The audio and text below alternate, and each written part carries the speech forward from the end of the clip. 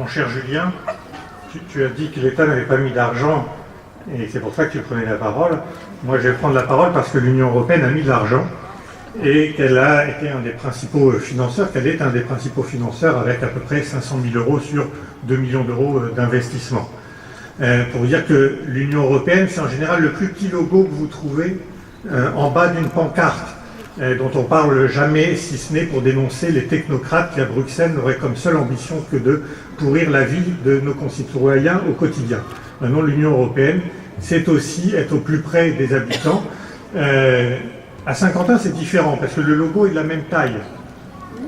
Donc, c'est prouve qu'on sait donner l'exemple et on sait aussi monter les dossiers pour obtenir les financements. Et c'est ce que l'équipe de Frédéric Macaret sait parfaitement bien faire. Il faut dire qu'elle a été à la bonne école puisqu'elle a été avec moi à l'école de Pierre-André.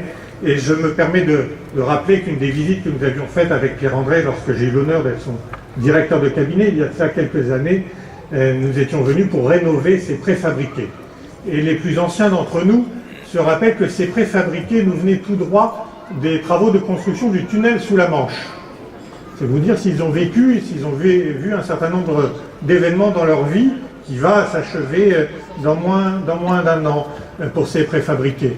Et bien je trouve que c'est un beau symbole au moment où nos amis britanniques ont essayé de rompre les amarres, de faire de leur île un bateau en rompant les amarres avec le continent, avec l'Union européenne, de dire qu'en même temps qu'ils vont nous quitter, eh bien nous regardons vers l'avenir, nous supprimons ces préfabriqués qui ont servi à la construction du tunnel sous la Manche, qui est le seul lien terrestre qui nous unissait avec nos amis britanniques, et que l'Union européenne, quant à elle, eh bien, regarde vers l'avant et n'oublie pas les citoyens au plus près du terrain, en accompagnant les projets. Encore faut-il qu'il y ait des municipalités qui soient dynamiques pour nous présenter les projets. Quand c'est le cas, eh bien, l'Union européenne, c'est être à côté de ses élus. Un dernier dossier, tu l'as évoqué, mon cher Julien, sur le retrait de l'État et du gouvernement sur les contrats aidés.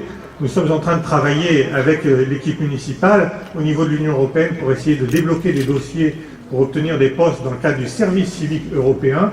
J'ai bon espoir que l'on puisse, puisque j'ai rencontré les responsables de ces dossiers-là hier à Bruxelles, eh bien j'ai bon espoir qu'on puisse en obtenir un certain nombre pour la ville de Saint-Quentin ou l'agglomération de Saint-Quentin.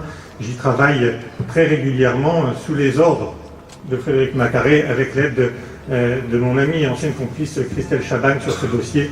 Je pense que nous allons pouvoir avoir quelques petites, toutes petites, mais petites, elles ont beau être petites, ce sont quand même des bonnes nouvelles pour Saint-Quentin que je n'oublie jamais, même quand je suis à Bruxelles ou à Strasbourg. Je vous remercie.